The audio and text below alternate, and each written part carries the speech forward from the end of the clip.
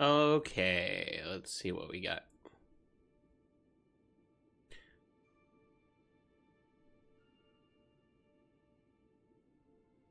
See what we got going on here. And there it is. All right, what's going on, guys? Hope you guys are doing well.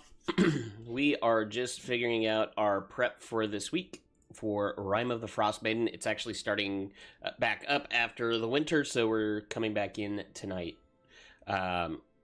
Ironic that we had to hold a winter campaign during the winter, but that was just because of Christmas and New Year's and all that stuff. You know, everybody traveling. So we are coming back in hot, or I guess cold, and we'll be looking at our story and our characters, where we've been.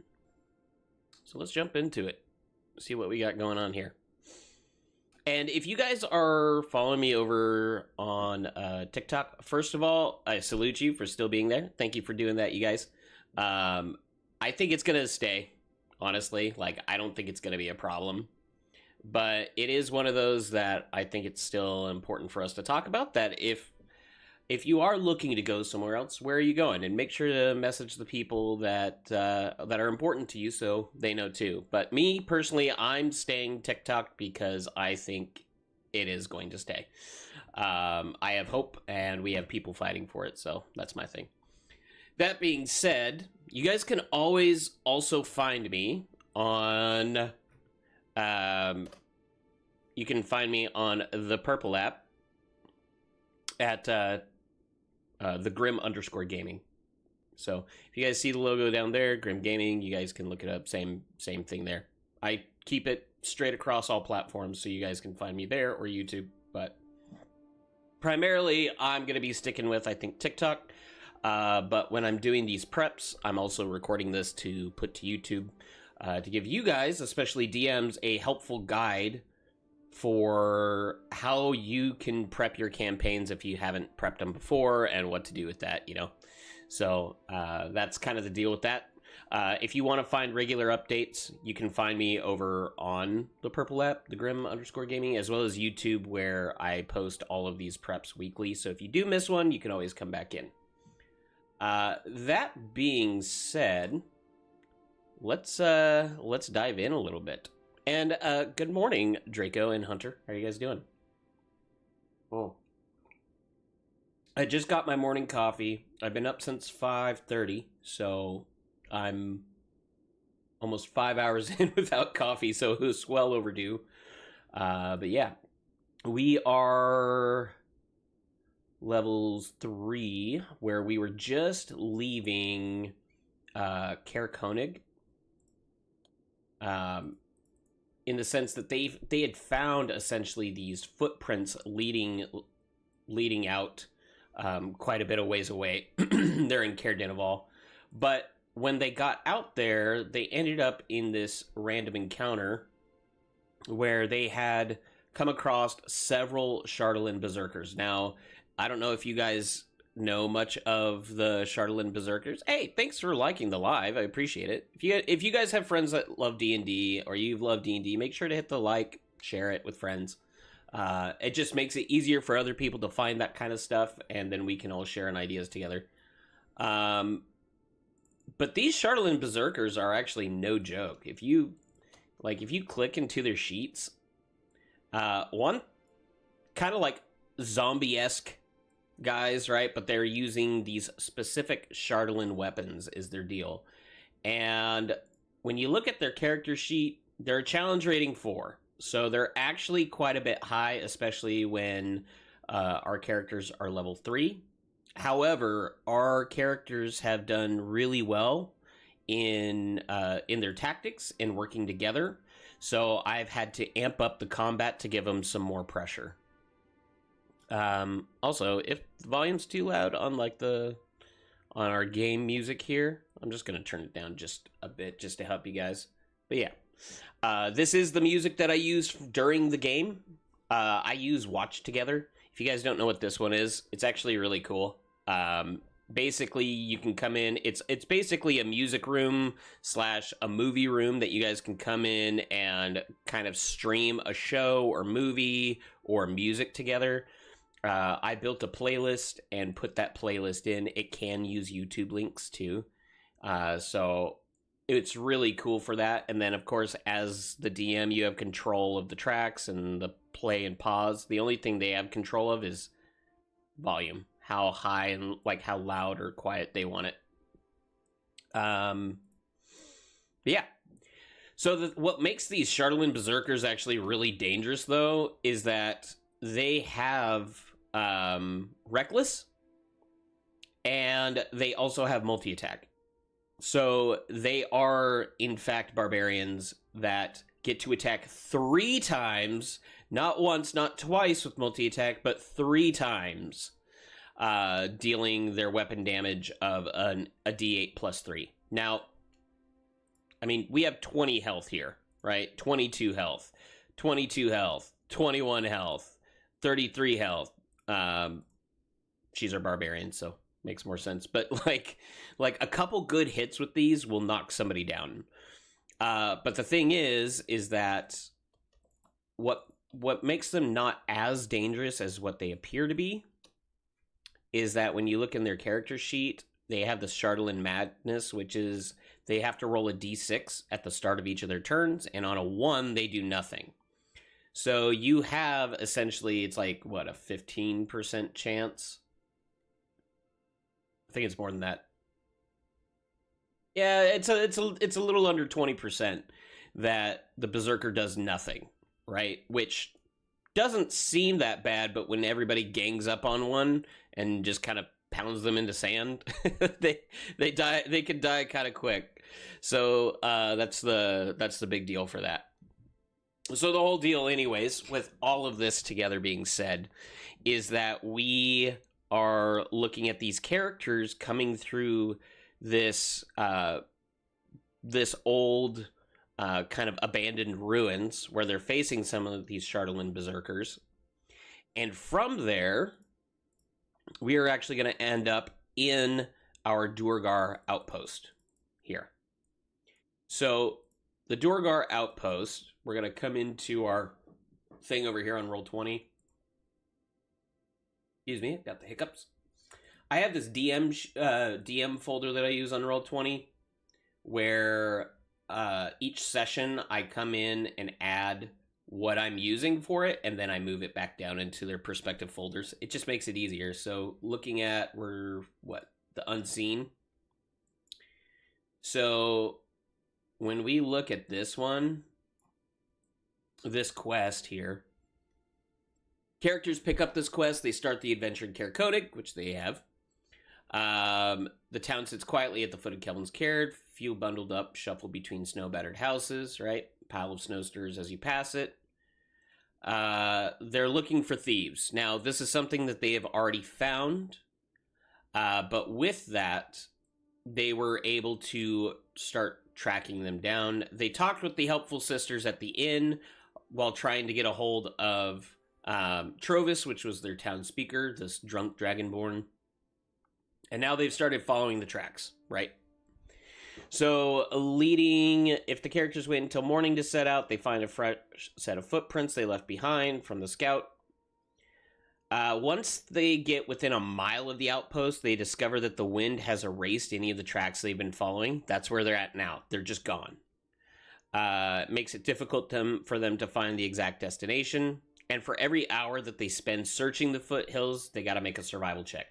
If you guys haven't done Rime of the Frost Maiden before, this is one of those, like, I know a lot of you guys don't usually build up characters with, like, survival. This is a campaign to build survival in. Like, there's so many survival roles, and I purposely put more in to make it just a really nice feel, especially for people that are trackers, like rangers and people super perceptive, wizards who use Find Familiar and use the birds to be able to fly overhead and see things and track things down. Survival is very strong out in this campaign.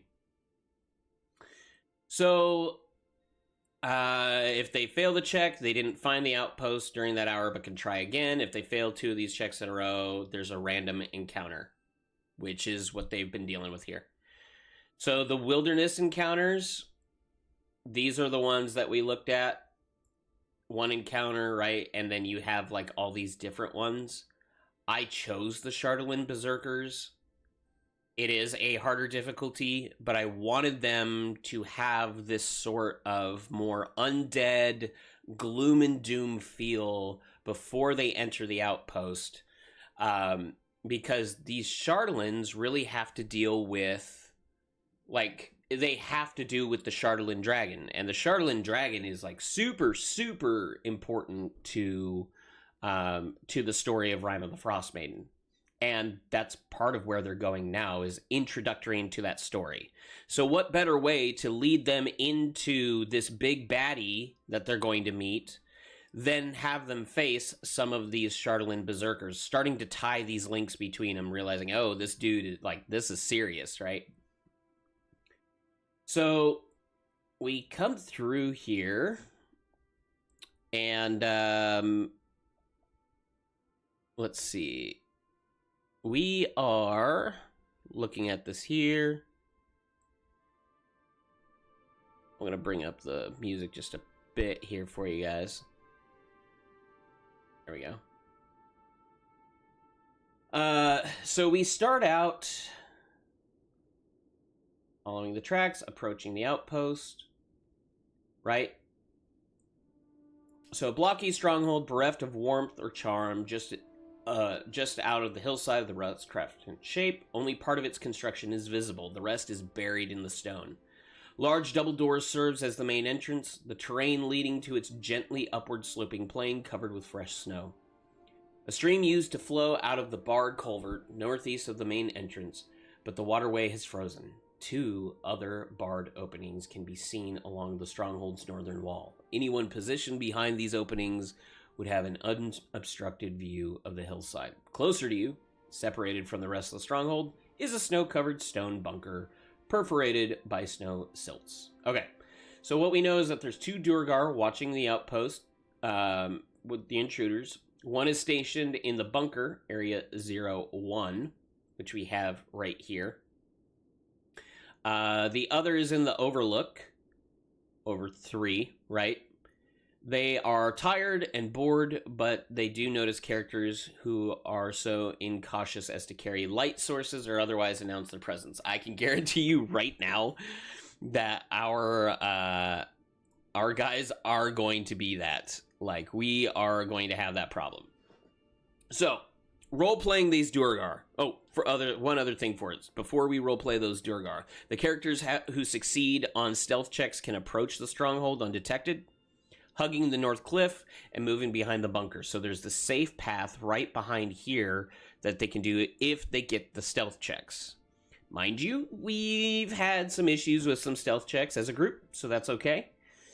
They can crawl through the culvert, which leads under area 02, or quietly approach the main entrance without being detected.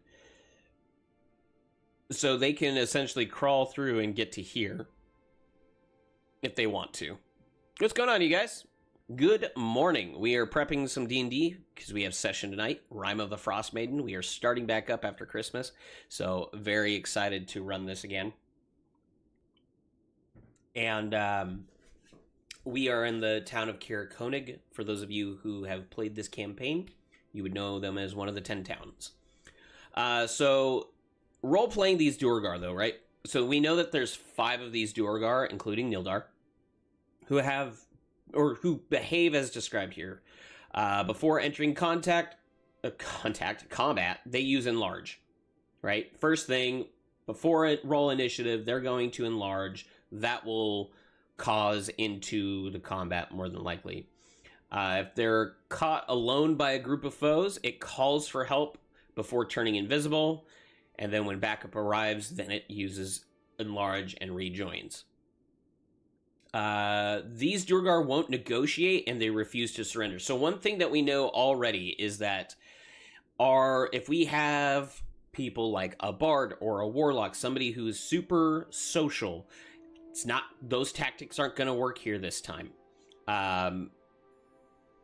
However, that's coming to negotiate or surrender.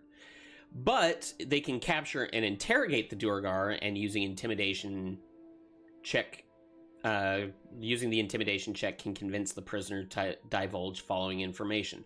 Nildar Sunblight commands this outpost. Nildar is searching 10 towns for Chardalyn on behalf of his father, Zardarok Sunblight, who commands a much larger fortress in the mountains. Zardarok is obsessed with Chardalyn and is forging a dragon out of it. So here's the thing. In this campaign, what we know, the characters don't, is that there is a giant Chardalyn dragon that is to wreak havoc upon the 10 towns. They don't know it yet. They are still discovering the 10 towns. And so what's going to happen is they are essentially learning about these Chardalyn berserkers who they've been fighting. They already know these things are big baddies, right? And now they're going to come across the one who's helping procure these things, and that he's not the main guy, he's the minion for the main guy, which is his own father, Zardarok Sunblight. So the outpost was built close to Kelvin's Cairn for a reason. Once 10 towns is destroyed, the Duergar plan to use the outpost as a staging area for a raid against the mines in the Dwarven Valley. Okay, so they're coming in, they want to destroy the towns, and they want to use this as an area to raid the mines for the Dwarven Valley. So we got a couple locations here. We have the bunker, 01. We already know that there is a guard there. Duergar named Brojik stands guard in the bunker and shoots his heavy crossbow through the heavy slits at any creatures he sees. He carries his crossbow in addition to his regular weapons. Okay. There is an underground tunnel inside of it that leads deep down. 20-foot ladder leading to Area 4. We have 02, the main keep. And the doors aren't locked, but they are heavy.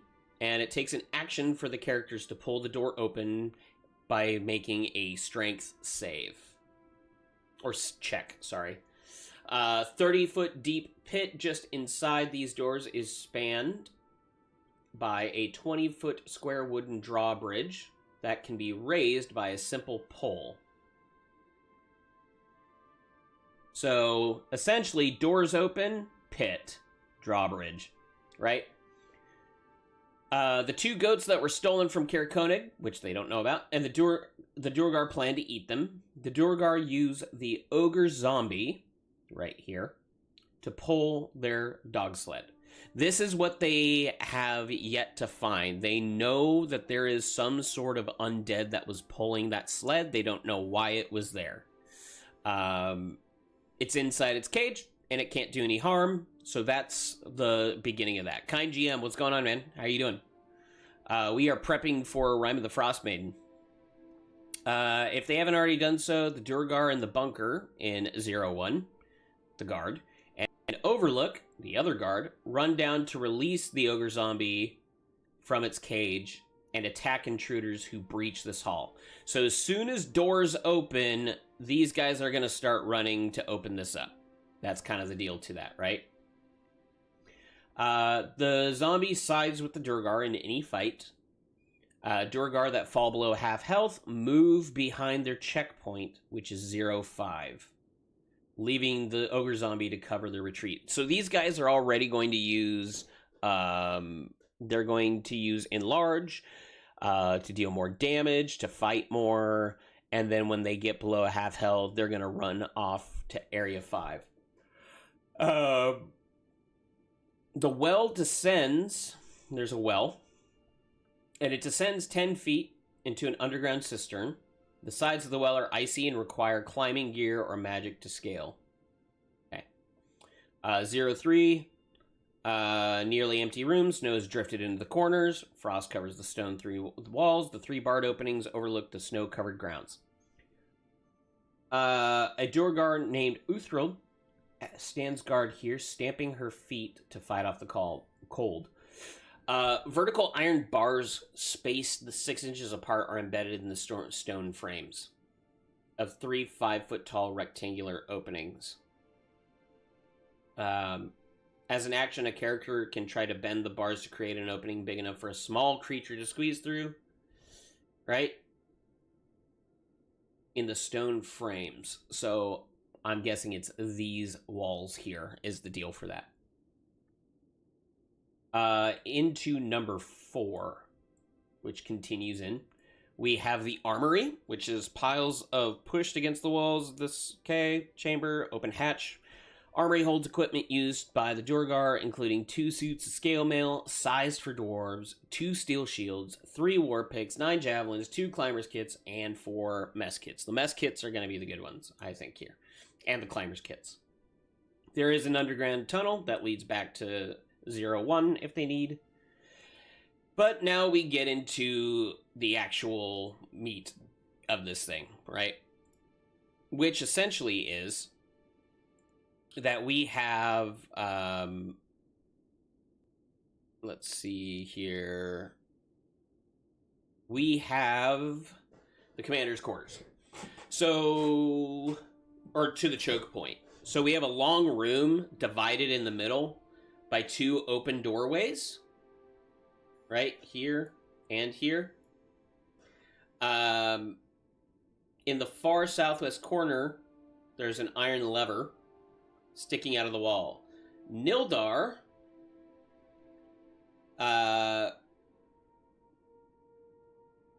investigates any loud noises in the area. Once summoned, he stands next to the lever. Here. And he essentially will pull the lever, whereupon this moves to trigger a trap. The trap itself, when the lever is pulled, iron spikes spring out from the floor and ceiling to form barriers across each doorway, so it causes a full barrier here. A creature in either opening makes a dex save or take the 2d6 piercing damage from the spikes and are restrained until the spikes are retracted or the barrier is destroyed. The spikes can be retracted only by pulling the lever a second time. So essentially, characters are stuck in here until that lever is pulled again. This trap is designed to isolate a single enemy in the western part of the room, blocking it from its allies with the spikes. Creatures can see through the gaps between the spikes, but the gaps aren't big enough for a character to slip through. The barriers of spikes grant 3/4 cover to creatures behind them. Each barrier has an AC 15, 18 hit points, and immunity to poison and psychic. So what happens is, we have a character who comes in here, and as he comes in, this guy pulls the lever, stopping people from really being able to see or do much in between here besides attack the spikes. This guy will then be stuck for Nildar to do with as he pleases, right? So now to the command quarters.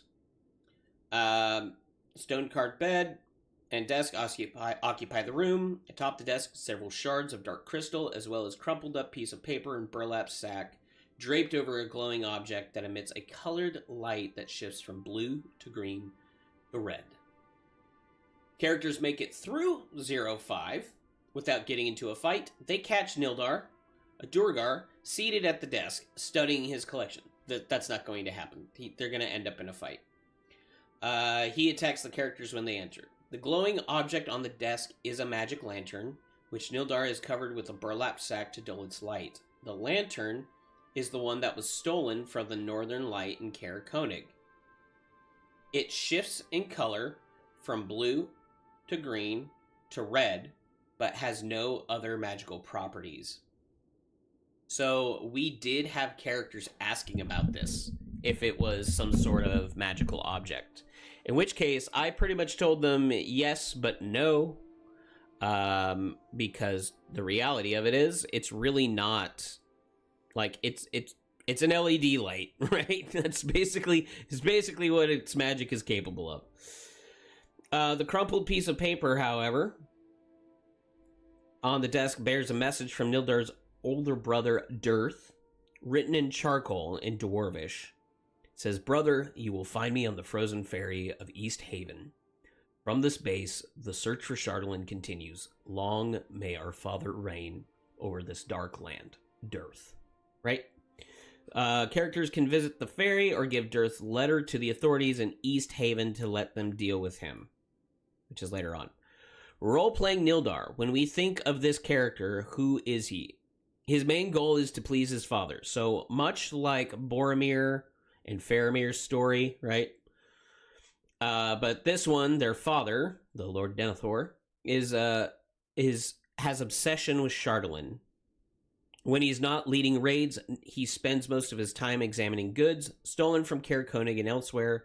The shards on the table include several pieces of ordinary tinted glass, 3 dagger-sized pieces of Chardalyn, and then with a successful Arcana check, the character can determine that the Chardalyn, despite its crystalline composition, is malleable, making it ideal raw material for those who can fashion items from substance. Artificers. No other properties can be discerned with an ability check. These Chardalyn fragments contain no magic, and they're safe to handle. Okay. If they capture Nildar and try to talk to him, he's going to snarl and threaten the character in Dwarvish, basically saying, "My father is more powerful than any of you filthy creatures could imagine. You don't understand the glory of it, the power found in the ice. None of you do, but you will learn soon enough when my father unleashes his terror upon 10 towns. Your doom soars on dragon's wings." So big hint there. If the character lets Nildars go, or if he escapes, he leaves the outpost using the ogre zombie and dog sled. If that's no longer an option, he flees on foot and returns to his father's fortress in the mountains, which is in Chapter 3. Swearing revenge on the characters and vowing to inflict great pain on them if their paths cross again. Right? Pretty standard bad guy stuff. I'm a bad guy, but I'm really not the bad guy. I'm more like the henchman. So let's look at number 7. If they go through that door instead, they get to the Spore Servants. Chamber appears to be a cell block lined with stone doors that have small barred windows set into them at dwarf's height. Snow and wind enter the room through a barred window in the northeast corner that looks towards the snow-covered bunker. The barred opening in the northeast corner is similar to the ones in 0-3, right? 3 cells along the west wall are empty at present. Each of the 5 cells along the south wall holds 1 prisoner, formerly a 10-towner or a Reged nomad, who is abducted and killed by the Durgar. Using the animating spores of a Myconid sovereign, the Durgar who have turned these dead humans into 5 spore servants, covered in fungal growths. The spore servants emerge from their cells to attack intruders who enter the room. They use the tribal warrior stat block. Okay. So, unaligned plants, walking speed 20. They got blind sight. Great. They have a low intelligence, a low wisdom, and a really low charisma. They lose the pack tactics trait in all languages they once knew. Okay. Durgar quarters. So if they continue on, they're going to get to the Durgar quarters. This is 0-8, where small rooms flank a central common area where crates and sacks of stashed against the west wall. The doors of the 2 southern rooms are open, and each room is empty except for tattered bedroll and chair. They hear a faint sound of snoring. Each of the northern rooms has 1 Durgar in it. The brothers named of Ruvik and Scorn. If the characters move around without making any loud noise, they stay asleep. If awakened, they attack the intruders. Duh. The Durgar sleep in their armor, keeping their shields and weapons within reach. The crates and most of the sacks contain basic supplies, including blankets and rations. The rations are a big one. And other equipment. 1 small sack holds the stolen valuables from Caer Konig. 25 pearls carved into decorative beads. Each sack contains 3 daggers, a set of wood carver's tools, a set of navigator's tools, fishing tackle, and a potion of healing hidden in a leather pouch. So, some good loot in here. Classic dungeon crawl. When they return to the Northern Light, they find Trovis passed out in the padded armchair, while Allie and Corey go about their work. If the characters tell Allie about the Durgar outpost, she admits to knowing nothing about the Durgar and is disturbed to learn that they can turn invisible and grow themselves to ogre size. If the characters retrieve the lantern, Allie offers them a few flagons of ale as a reward. She has prepared rooms for them, even if they didn't bring back the lantern, and she can also help the characters return other stolen goods to their proper owners. Really, not a lot of reward through that, but that's okay. They got pieces of information, which is the real reward in this one. So we know they're going to end up going back to Kaer Konig, and after Kaer Konig, they're probably going to go downwards towards Caer Dineval, where if they're going to Caer Dineval, they had not spent a whole lot of time there, but there is a fortress for the Black Swords, right? So,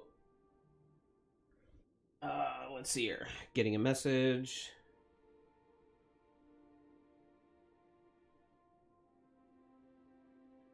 Oh. Let's see.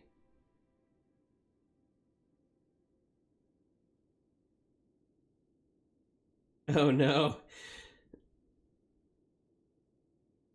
Sorry, my friend, she was going in for like a CAT scan thing today. And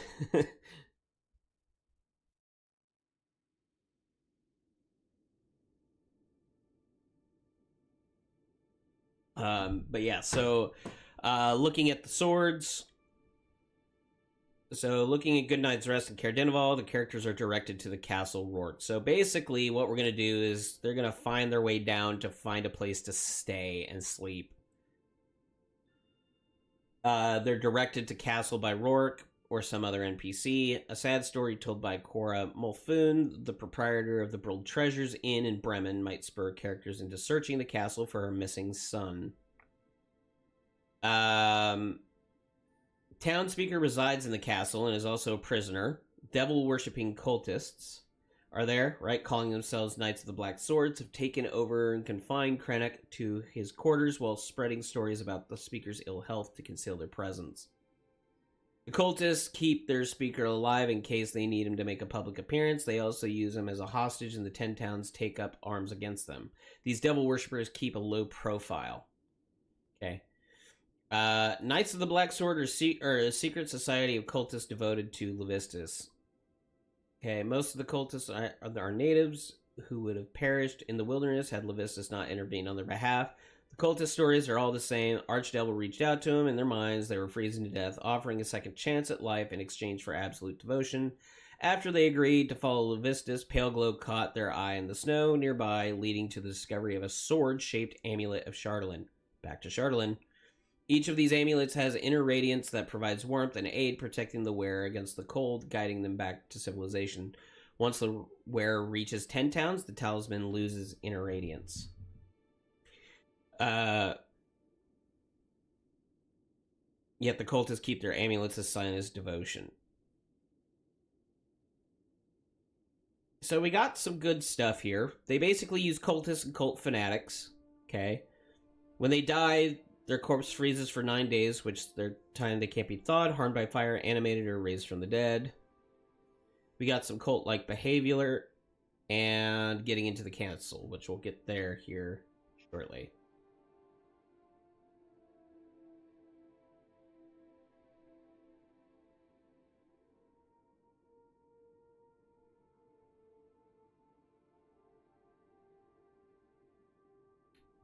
Let's see.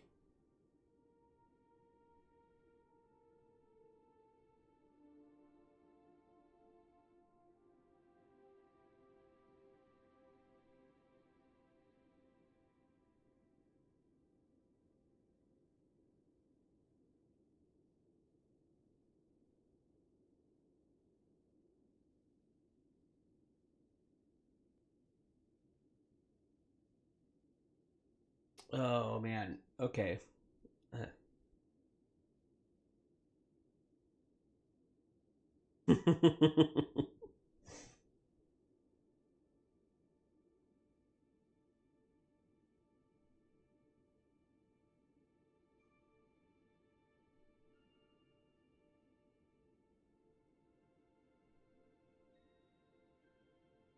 And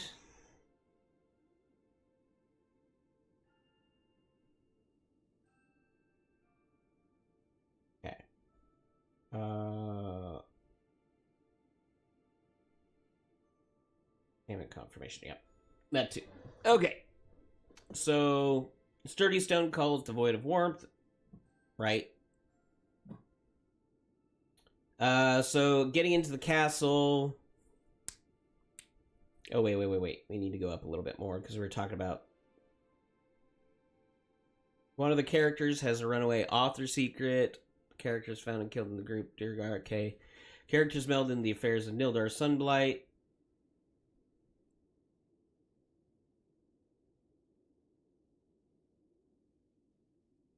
Form an alliance. Okay, so there is some sort of alliance here. So the cultists shun contact with outsiders, posing as members of the Speaker Crown and staff.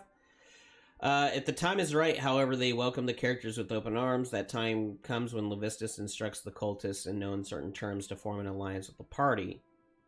For that to happen, one of the following statements must be true. Characters found and killed a group of Durgar hiding in Dinev's Rest. Nope. Nope. Characters meddled in the affairs of Nildar Sunblight, or his older brother. They're on their way to it. Yep. Once the cultists are told that the characters' goals align with theirs, they will do everything in their power to make the characters feel safe and happy, short of giving up their stronghold and their leverage of the speaker. Right?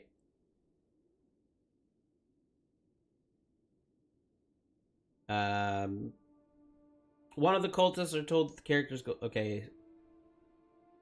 Levistus tells the cultists to terminate the alliance if one of the following events happens, which is the characters attack any members of the cult, the characters harm Avarice, the albino tiefling wizard, or inhabit her efforts to plunder the lost city of Yithrin. And then the other one is that if the characters give up their fight against the Durgar menace, threatening 10 towns, which they have not yet. So, as for the amulets, the Chardolin amulets worn by the Knights of the Black Sword have corrupted magic. A detect evil and good spell will reveal this, and each day at dawn you roll a d6 after each Chardolin amulet in a character's possession. On a roll of a 1, the characters must succeed on a charisma saving throw or become lawful evil unless the character has that alignment already, which they don't. They take the character players aside to describe how the player should roleplay the new alignment. A lawful evil character craves power and tries to exert control over others by being either cruel or manipulative. The alignment change can be done by any magic that ends a curse. But after 9 days, it can be reversed only by a wish spell or divine intervention. So then getting into the castle, the characters can ambush one or more of the cultists as they leave the castle, right? With the aid of climbing gear or magic. Or the characters can use charm, person spell, or similar magic to convince the cultists to let them in. And then we have our features here.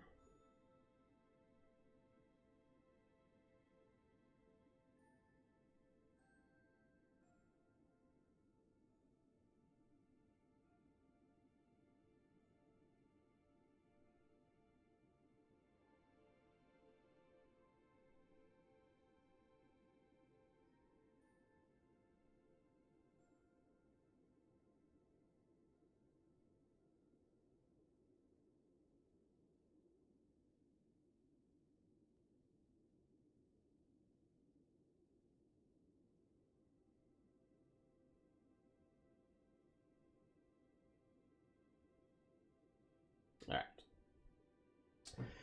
And then, so we got the general features. Snowy covered ground outside, right? 20 feet high from the outside, 10 feet high on the inside. Icy stone steps either side of the country courtyard for the walls, which are unmanned. Arrow slits in the outer walls, the guard towers. Okay. 3-quarter covers for them.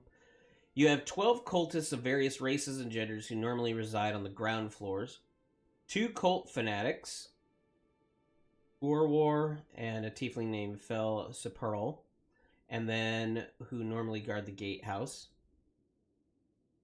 You have the main gate, so I'm going to go ahead and move us there so we can take a look.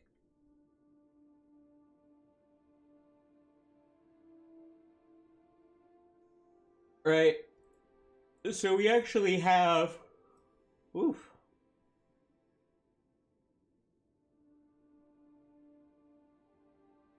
C1, C2, C3.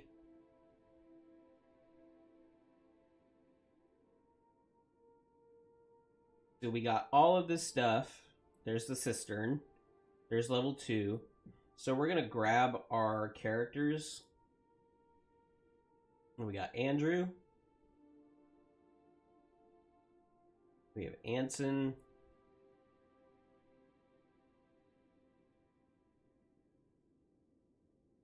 What's with the... 1 square is 10 feet. So we can fit 2 people in there. We got Belle.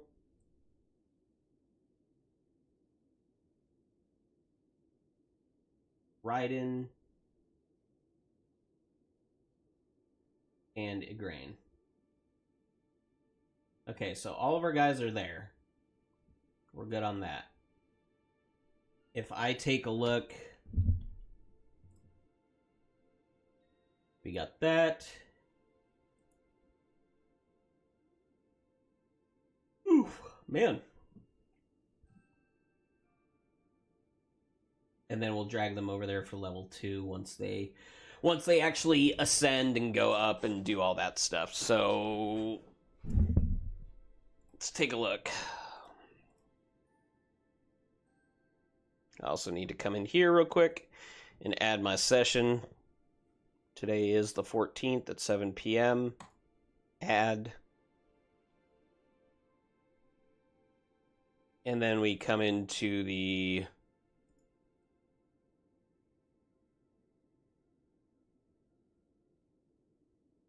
Yep. It's not payouts that I need. I need to go to players. And you come over here, and this is where you can... They're all set, so I'm good there for it. That's the big thing. So the game is set up for them. We can come back here. Hey, Y, thank you for the like. Much appreciated. We are going to come into the... We got our characters set up. So we need to open that back up and look into our sections here. General features, castle defenders, locations, main gate. So that's one of the things. Oh, hey, thank you for the follow. Appreciate that. Seriously, like, that's awesome. Thank you so much. Especially just like with TikTok and everything, everybody's trying to figure it out. It's good for us to be able to have other places for people to find each other. And we're working our way up. I'm trying to get to 50 followers. We're at 29 right now. We're getting so close. So thank you so much for that. Let's hear. Let's hear. David, you're saying that you're also a streamer. That's awesome. What do you stream? What games are you playing lately?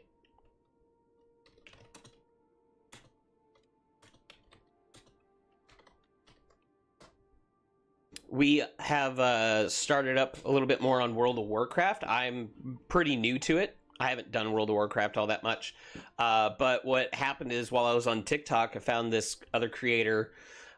His username is Healthy Dad. And he has this exercise bike that he's playing hardcore World of Warcraft while on this exercise bike. And he's just chilling, talking with people. And I was like, man, that's such a useful, like...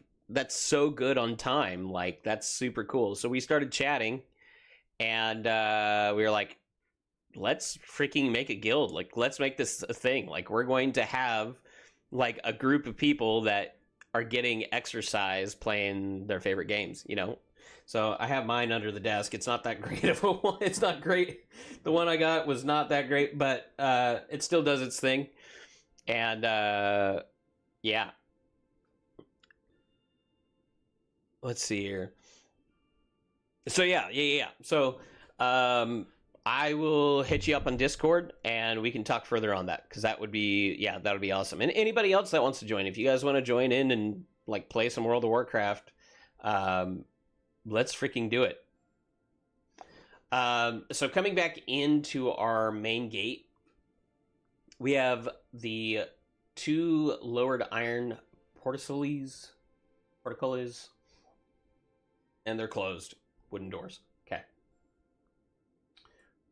Looks like area C6 holds the mechanism, so it's up top. Knock spells and similars can open and bypass, right? Characters who stand outside the main gate announce their arrival can speak to the guards in the gatehouse. Let's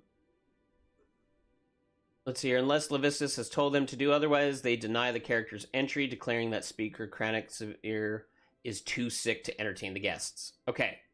The characters claim to have one or more healer among them. The guards respond, Speaker Krennic Severe has no need for your heathen rituals. So immediately denies the trying to persuade them in. The good news is that they've already been foiling some of the Durgar's plots, so that should help them in.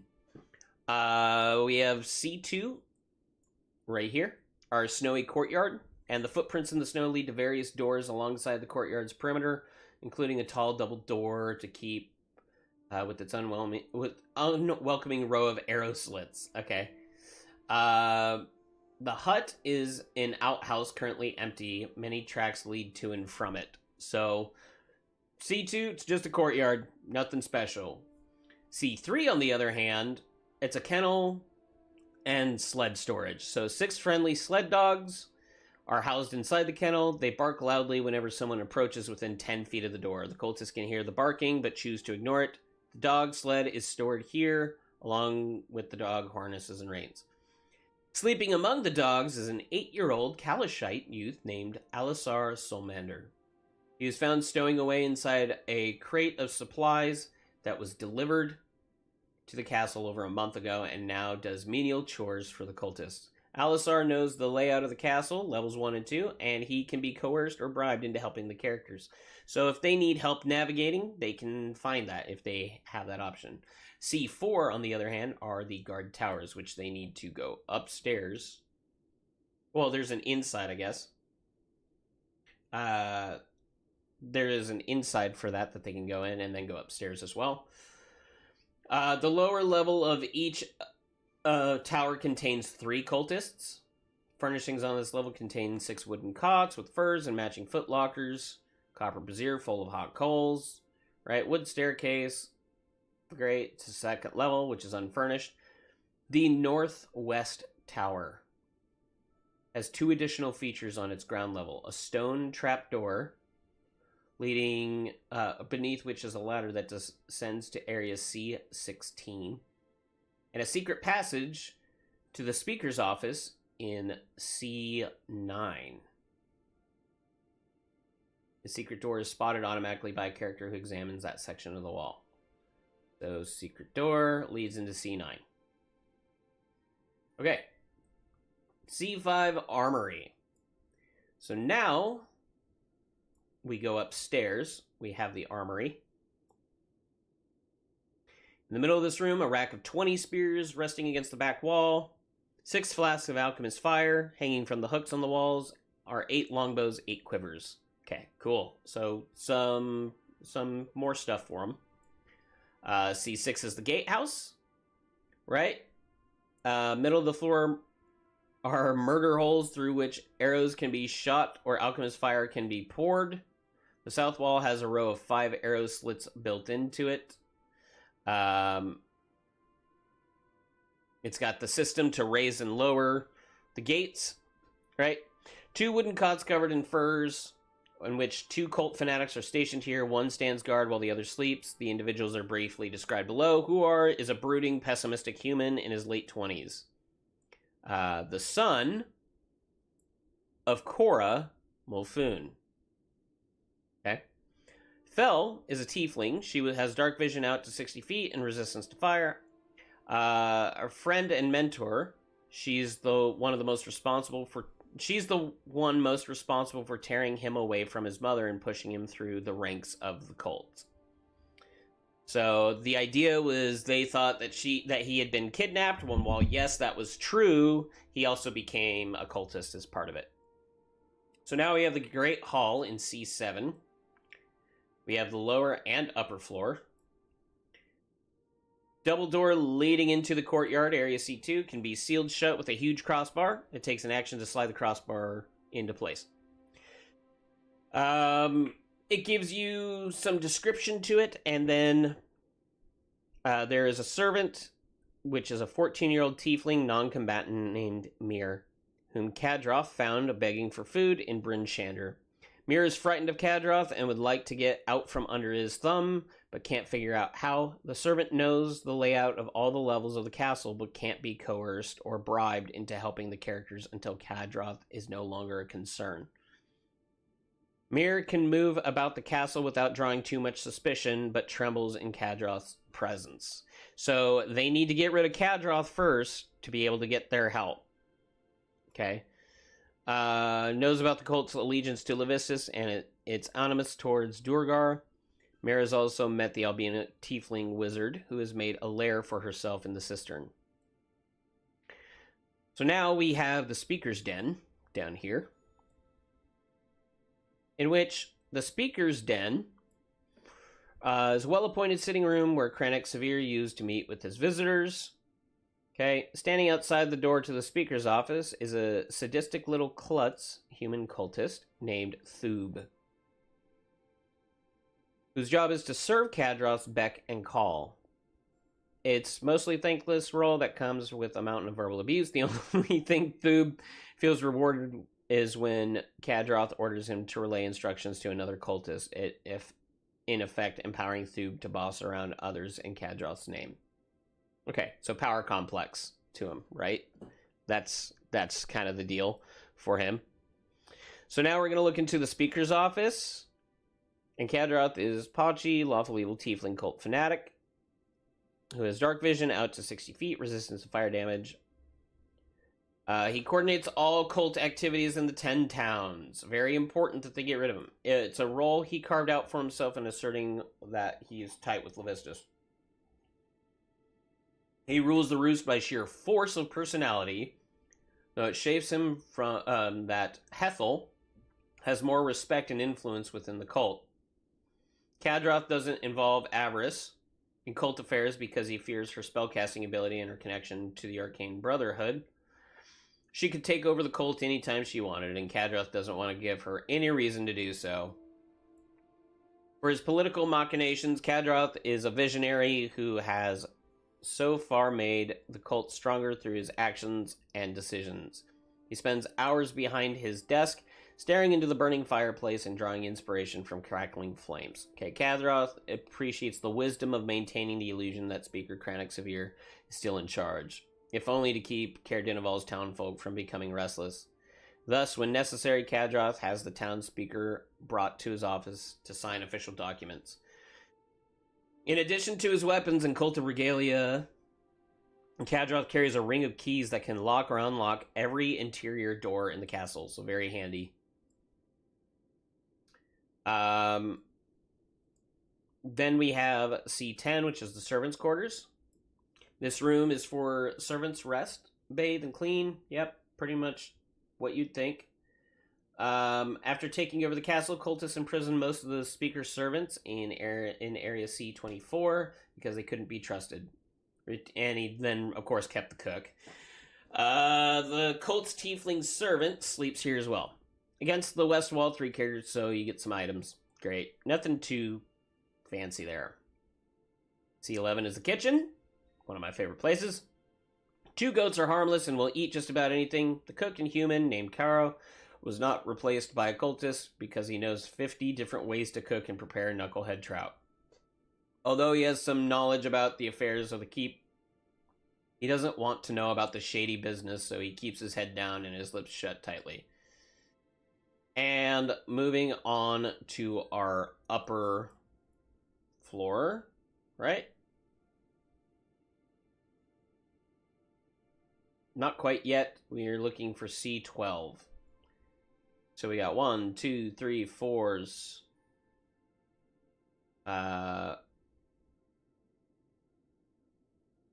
Okay, so 12 is the upper floor. For his bedchamber, there's a black cat named Touche. That's about it. There's a cat. Okay. In C13, however, Shield Dwarf in the rocking chair is Hethel, a non-combatant. She is the cultist soothsayer and oldest member, too old, in fact, to harm anyone. On the plate next to her is knucklehead trout fillet topped with goat's milk.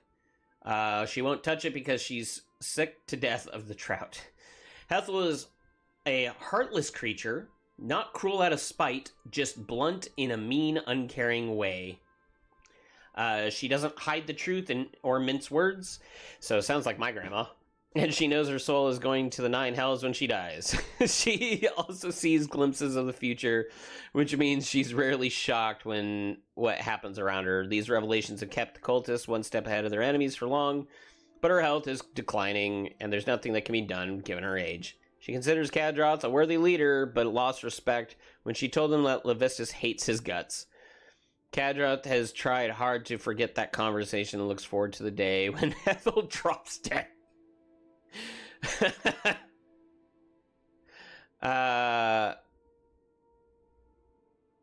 Hethel has foreseen her doom. She dies of natural causes immediately after sharing the following information. Zardarok Sunblight, so she is a wealth of information is her deal. So Zardarok, the one that's making the Shardling Dragon, is a Durgar warlord who conquered Icewind Dale, who will conquer it unless characters defeat him. Okay. Zardarok has a fortress on the surface, hidden in the spine of the world, and it contains, among other things, a forge powered by the still-beating heart of a red dragon. This is leading, again, towards the creation of this Shardling Dragon, which he will unleash upon the 10 towns. You have Zardarok has a plan for the systematic destruction of 10 towns, which the characters can discover if they search for his fortress. And characters will die if they face him too soon. They must test their mettle against the horrors that haunt the farthest reaches of Icewind Dale before they can hope to survive. That's cool. I really like that one. Because what they've done, essentially, is found these Shardling Berserkers, fought the fuck out of them, where it was really heavy and hard, and then they had to go into these Durgar fortresses where they find Zardarok's son, thinking he's the baddie, only to find out he's just the minion that is building up all the Shardling for his father. So now that they hear more of this Zardarok, he's becoming this epic, looming figure that they have to one day fight, and they are nowhere near ready. And I really like that. So then after that, of course, she dies. We go to C14, which is our next one, which is the Speaker's Bedchamber. Human cultist named Yajoth is the inevitable task of guarding Speaker Severe and making sure he doesn't leave the room. Okay, so this is where we are going to have the Speaker at, and where we have the guard. He can't leave the room. Awesome. He's 49 years old, an unmarried man, has been under house arrest for the past 2 weeks, so that gives us a time frame. Although he's not in a picture of good health, he's definitely not ill, as the cult's propaganda would have others believe. The other time Krennic is permitted to leave this room is when Kadroth needs him to sign paperwork, so it makes it look like he's still functioning as the Speaker. The cultists slew the Speaker's guards, but are keeping his servants alive. Krennic has been warned to behave himself, lest his servants pay the ultimate price. So they're using his servants as a bargaining chip. He doesn't know where the servants are being held, but he does know the cook is still making the meals. He suspects the rest are being kept in the cistern under the castle. He won't be happy until he regains control of the castle and his captors are punished for their crimes. He has little to say about his captors since they don't share information. Huge piece of information. So this is not your typical diabolical bad guy that tells everybody the plot. These are the ones that keep everything very cold and calculated. Say nothing, otherwise your servants will be the ones to die, and it will be your fault. That's the deal, right? So his captors arrived under false pretenses, claiming to be neutral arbiters employed by the Council of Speakers to help Caer Dineval resolve its fishing disputes in East Haven. The one calling the shots is a tiefling named Kadroff, who answers to someone named Levistus. So we know that already.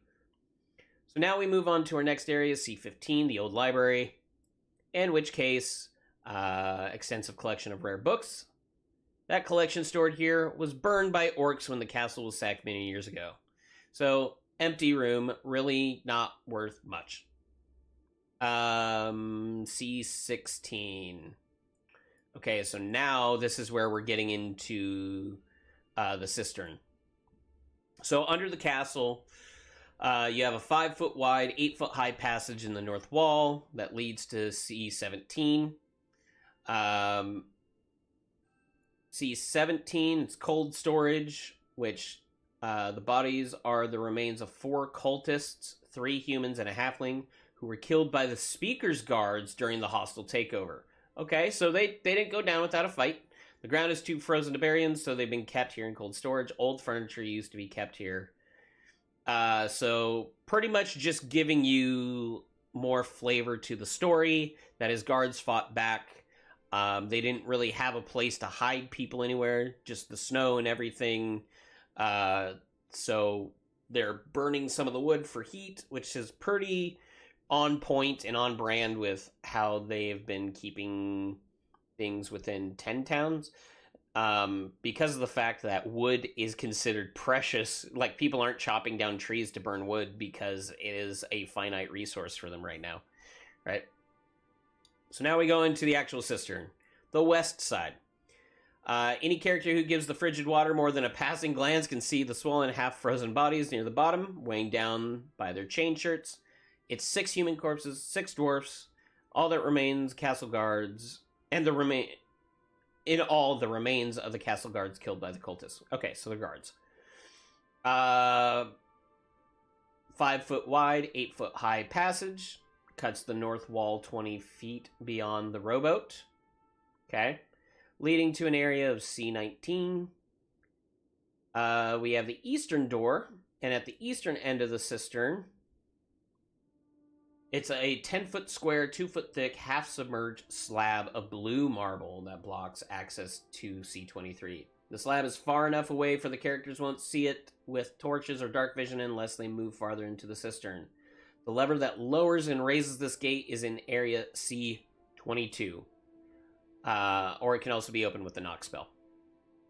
This boat comes with 2 oars and can hold 2 medium characters plus gear. Okay, so we have this rowboat, some water, some ice. They aren't going to just walk through this. In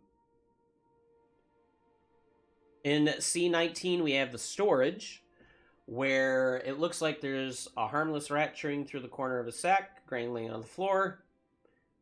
Another empty room. Okay, so it's just searching, that's all. It's a time killer. But C20, however, is important. We have the Shrine of Levistus. Frost covers the floor of this dark 15-foot square room. To your left and right are narrow tunnels, and across from the entrance stands an 8-foot tall pillar of ice with a horned, pale-skinned humanoid figure trapped inside of it. The pillar is wrapped in black chains, and the wall behind it is covered with brown fungus. Okay, so what we have is Levistus, is what it sounds like. The figure in the pillar is it's a wooden mannequin right here, painted and dressed to resemble the archdevil. The mannequin was encased in ice, which it was chiseled into a pillar shape and wrapped in chains. The ice is kept frozen at all times. Any creature that touches the pillar of ice is close enough to the brown mold to be harmed by it. So let's look up the brown mold. Oh, boo. Hold on. Boop. For the brown mold, when the creature moves to within 5 feet of this mold the first time, they make a con save or take 4d10 cold damage on a failed save, or half as much on a successful save. Okay. Brown mold is immune to fire, and any source of fire brought within 5 feet of a patch causes it to instantly expand outward in the direction of the fire, covering a 10-foot square area. A patch of brown mold exposed to an effect that deals cold damage is instantly destroyed. Wait. Oh, so anything that deals cold damage is what's going to kill it. Got it. So then in here, any character who succeeds on the religion check can guess correctly that the cultists use this as an effigy, as an altar. The big one, Avarice's quarters, okay? This room is private quarters of an albino tiefling who sits in a small desk in the dark, writing a book with white leather covers. Jesus, white leather covers. An ink-black crow perches on one of her horns and seems to read along with her scrivening. Without taking her eyes off the page, she says to you, "Get out." Other furnishings. Okay, so the albino tiefling is part of the Arcane Brotherhood. Her name's Avarice, and the raven Skelm is her familiar. Levistus sent a telepathic message to Avarice urging her not to antagonize a certain party of adventurers until they've helped her reach her goal. Right? Which is the lost Netherese city of Yathern. Realizing that the characters are the ones Levistus warned her about, she tries to be hospitable as possible, but won't discuss why she's here or what she's after. If she's no longer feels safe in the castle, she leaves without a fight. Avarice's 2 gargoyles, Gargle and Gurgle, are not present. She recently sent them to spy on her wizardly rivals. Avarice can speak to her gargoyles telepathically, thanks to the Rary's telepathic bond spell, and orders them back to the castle as soon as the characters confront her. If the characters slay or capture her, the gargoyles attack them as they leave the keep. Avarice keeps her Staff of Frost within easy reach. When she's not writing in her spellbook, she sticks it in a fur-lined satchel. So let's look at her staff, because this is going to be important. This is the first magic item besides the lantern that they've actually come across. It's a very rare staff, has 10 charges, and while holding it, you can use an action to expend 1 or more of its charges casting one of the following spells using your spell save. Cone of Cold for 5 charges, Fog Cloud for a charge, Ice Storm for 4, or Wall of Ice for 4. It regains a d6, a +4 expended charges daily at dawn. If you expend the last charge, you roll a d20. On a 1, it turns to water. And it's a d6 bludgeoning, but that's fine. You know, we're not really going to use it. If anybody uses it, it's probably going to be our wizard. I mean, our sorcerer might use it too, but yeah. So she's important because when we look at the Arcane Brotherhood, they are after this lost Netherese city, right? They've already come across one of them, Dazan. They think Dazan is a friend right now, a human illusionist and red wizard of Thay who perished. They haven't known that he has perished yet, so this is one of those that they are seeking to find him later, and they have not come across it. They essentially veered around where they were supposed to get the rest of the quest to kind of come into that. So I'm going to start plugging that in slowly until they get that to get to East Haven. So essentially, capable, powerful wizards operate out of the Host Tower of the Arcane, multi-spired structure of towers above Luskan, right? They have 5 renowned archmages who handpick the other members, favoring wizards of great accomplishment, hoping to gain admittance into the prestigious rank of the Brotherhood, yada yada. The truth behind the Brotherhood's ongoing quest for new members is based on the adage, keep your friends close, your enemies closer. The Brotherhood's leaders seek out wizards who might by their exploits compete with their Brotherhood's acquisition and hoarding of arcane lore and magical secrets. By bringing these wizards into the fold, they turn potential enemies into colleagues, right? Once they're there, They're free to pursue their own interests so long as they place the security and sanctity of the Host Tower and the Cabal above all else. When not rallying to defend their home, wizards of the Arcane Brotherhood act like friendly and unfriendly rivals to one another, striving to outdo their peers' magic. Open conflict between the members is forbidden, yet members are adroit at finding underhanded ways to needle and sabotage one another. They sent 3 of its members to investigate rumors of a lost Netherese enclave that crashed in Icewind Dale nearly 2,000 years ago. And a 4th wizard, Nas, learned about the expedition and decided to form her own. Not long after they arrived in Bryn Shander, the 3 wizards who had formed the initial expeditionary force parted company, each one determined to be the first to find the enclave. Such is a fragile nature of wizard alliances. The 4 wizards are described, right, which we talked about that. So what's handy about this is that they're going to get a helpful face and person, and it's also going to connect back to Dazan, who is another helpful face, that they just gain more information and support, essentially, from it. So now, in C22, we have the Iron Lever. This unlit room is empty except for an iron lever that protrudes from an iron plate embedded in the north wall. This lever raises and lowers blue marble slab that seals off area C23. To 24, so up here. So yeah, so they got to come down here, deal with Avarice, deal all that, then they can unlock that. Boop, up they go. Awesome. Prisoners. 5 of the speaker's servants have been, they're unarmed, by the way, have been trapped here by the cult for the past 2 weeks. All of them are malnourished since the cultists feed them only once every few days. The servants are briefly described below. So you have your 64-year-old assistant, notary and scribe, feisty and spry. You have a tall, skeletally thin 55-year-old butler. You have a 45-year-old wife of the speaker's Dwarvish translator, and a mute 30-year-old petty thief who wanted for a murder in Luskin is the speaker's housemaid. 25-year-old dog keeper. So, okay. The servants have decided to mount a prison break when they hear the blue stone slab open. They hide. If the characters make their identities known before entering the room, the servants come forward and plead with the characters to free them. Otherwise, they try to ambush the first character to enter the room. They roll initiative as the group and make 1 grapple attempt only, with advantage on the D20 roll.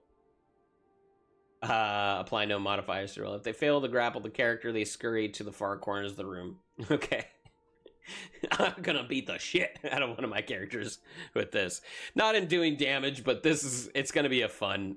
That helps bring up like a little bit more like lightheartedness in a lot of these dungeon crawls. So, outcome of the Dark Alliance. Characters who forge a friendly relationship with the Knights of the Black Sword can use care as their base of operations, coming and going for as long as this Dark Alliance lasts. The Northeast Guard Tower is set aside for them to stay in. Avarice tries to minimize her contact with the party during this time. Meanwhile, her gargoyles take shifts atop the Southwest Guard Tower, from where they can watch the characters come and go. Or routing the cultists. If the characters rout the cultists and release the speaker asks them to call out to the town militia so that they can be refortified. Henceforth, the speaker lets the characters rest at the castle whenever they need to. His home is their home, so to speak. Characters will quickly learn that the speaker is a blowhard and firebrand who enjoys living like a king behind his castle walls. Without their leaders, Kadroth and Hethel, Knights of the Black Sword, are rudderless until Avarice finally steps up to fill the power vacuum. The characters are doomed to cross paths with the cultists again in Chapter 7. So, either they gain an alliance or they rout the cultists. It's up to them. I think while they initially will start in the alliance, they're going to end up rooting them at the end of it. Now, one thing is, let's see if I can find that guide. We are looking at Rime of the Frost Miaden, and I have a few sheets here. a guide where I'm just going to look at the leveling.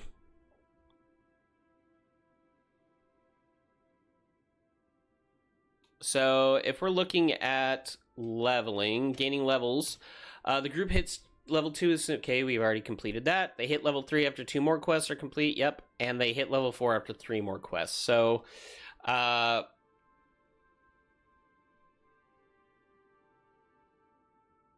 let's see here. So it's saying once the heroes hit level 4, they are meant to do some of the Chapter 2 adventures, like Chapter 1. This is a collection of adventures from the group to stumble on through the towns. There's a lot of Chapter 2 adventures, so, you know, picking and choosing. I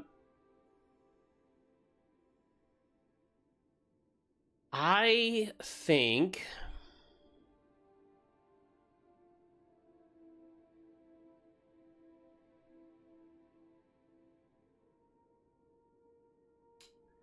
they hit level 3. They're going to come in and do Durgar Outpost and Caer Dineval, and then I think we give them one more quest before they hit level 4. So they're definitely not going to level tonight. That's okay. They recently did just hit 3, so don't want to make it too easy for them, I suppose, right?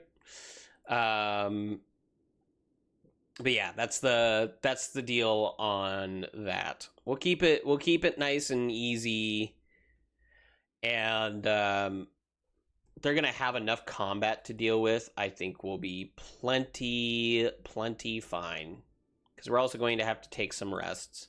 So we won't do necessarily a random encounter tonight. Like, we're gonna continue this encounter, which is gonna take us some time, and then get them to the Durgar Outpost. I think that'll take us like half the session to go between that and that, down to Caer Dineval, and we'll likely end at Caer Dineval or start at the Keep.